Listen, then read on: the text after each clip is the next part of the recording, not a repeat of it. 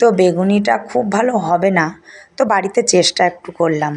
তো প্রথমে বেসনটা খুব ভালোভাবে ফাটিয়ে নিয়েছি এবং তার মধ্যে দিয়ে দিয়েছি পরিমাণ মতন লবণ, হলুদ আর 2-4টে কালো জিরে, আর দিয়ে দিয়েছি 1-2 ফোঁটা খাওয়ার সোডা।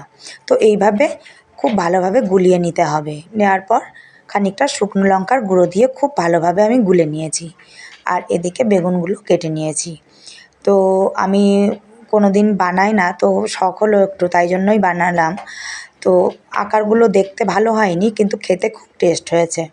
তো এবার তেলের ওপর এক এক করে আমি দিয়ে দিয়েছি। যাই হোক, দেখতে দোকানের মতো হয়নি, কিন্তু খেতে দোকান ছাড়া বেশি টেস্ট হয়েছে।